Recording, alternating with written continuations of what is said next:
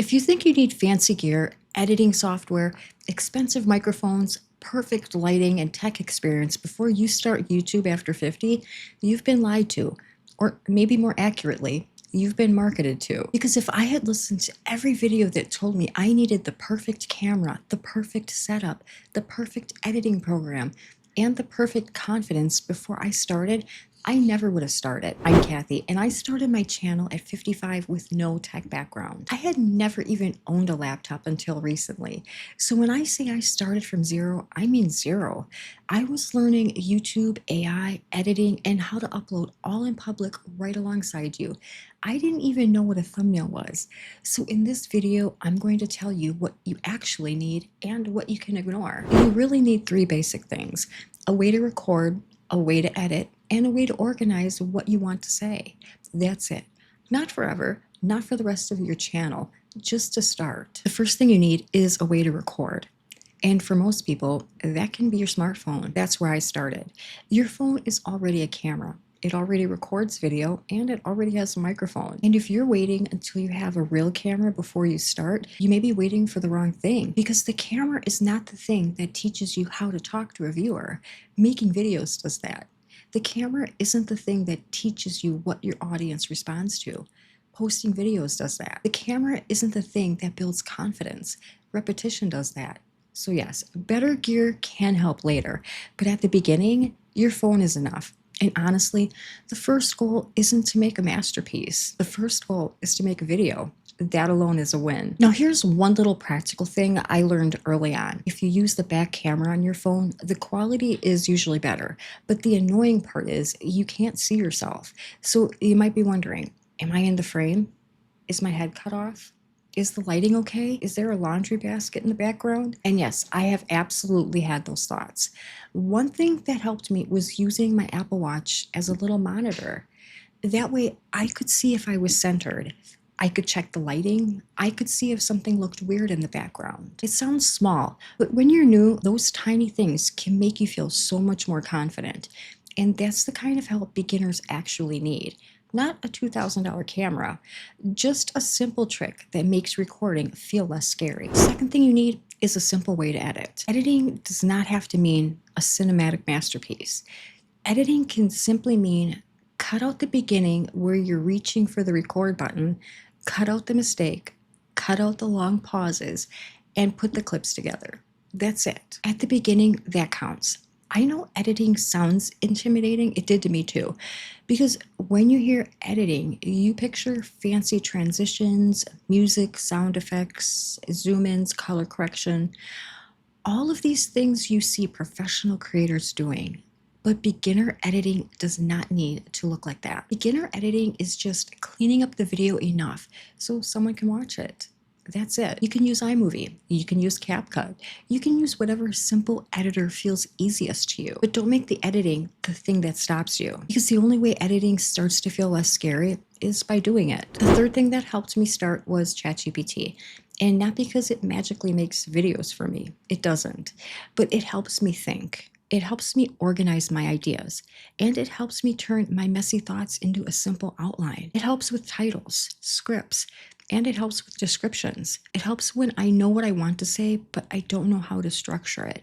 And for me, that was huge, because one of the hardest parts of starting YouTube is the blank page. You sit down and think, what do I even say? How do I start? How do I explain this? Is this too much?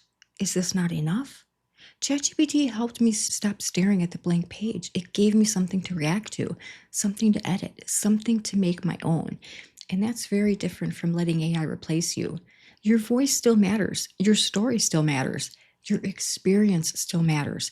ChatGPT just gets the thoughts out of your head and into some kind of order. And when you're overwhelmed, that's a big deal. Here's what I think people get wrong about starting YouTube, especially if you're over 50. They think that you need confidence first. They think they need gear first. They think they need to understand everything first. They think they need to look like they know what they're doing before they're allowed to begin. But that's kind of backwards. You don't get confidence first. You get confident by doing it. You don't understand YouTube first. You understand it one step at a time. You don't become a creator because you bought the right equipment. You become a creator because you create. That sounds simple, but it's easy to forget when you're surrounded by people making everything look polished and easy. Now, let's talk about the age part, because this is where I think a lot of people quietly disqualify themselves. They think I'm too old or I missed my chance. YouTube is for younger people. Technology moves too fast. Nobody wants to hear from me. And I just don't believe that anymore. I used to wonder about that, but I don't believe it now because older creators have something valuable. We have lived experience, we have stories, we have patience, we have perspective. We know what it feels like to start over, and we know what it feels like to learn something later than everybody else. And that makes us relatable to a whole group of people who don't feel spoken to by the usual fast paced tech content. Some viewers don't want hype. They don't want 25 steps in 90 seconds. They want someone calm, someone clear, someone who says, I was confused too. Here's what helped. That is not a weakness. That's trust. Listen, this is not about putting younger creators down. Younger creators are amazing. They are very creative. They move fast. They understand trends. They have a lot to teach. But older creators bring something different. We don't have to chase every trend. We don't have to sound like everyone else.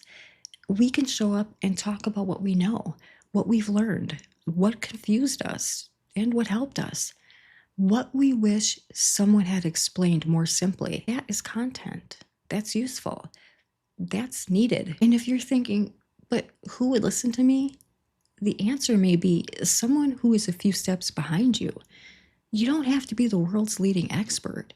You can be the person who just figured it out and is willing to explain it clearly. That's valuable. Your videos don't need to be trendy fluff. They can be real world solutions. How to upload a YouTube video, how to make a thumbnail, how to use ChatGPT for the first time, how to record with your phone, how to edit a simple clip, how to understand YouTube Studio, how to stop overthinking your first video. Those may sound basic to advanced creators, but to a beginner, they're huge. And this is where older creators can shine because we remember what it feels like to not know. We don't assume everyone already understands the words, the buttons, the settings, or the process. That patience is part of the value. And I really believe there is room for more of us here. People are searching for simple explanations. AI for beginners, YouTube for beginners, how to start, how to edit, how to make the first video, how to use the tools without feeling overwhelmed. And the truth is, a lot of those videos are not made for people who are starting later in life. They move too fast.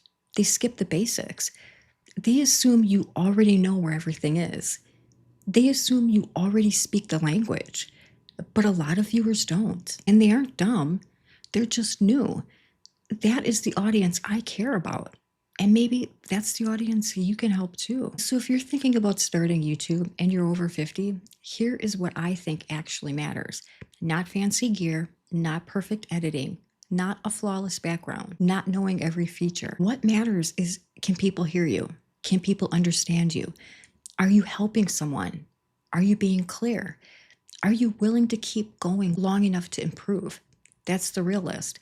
And it's much shorter than the one the internet tries to sell you. So if I were starting today, here's what I would do. I would pick one simple topic, something I know, something I've learned, or something I wish someone had explained to me. Then I would record it on my phone. I would edit only what absolutely needed editing. I would make a simple thumbnail and I would upload it. And then I would make another one. Not because the first one was perfect, but because the second one teaches you something the first one couldn't. And the third one teaches you something the second one couldn't. That's how you learn.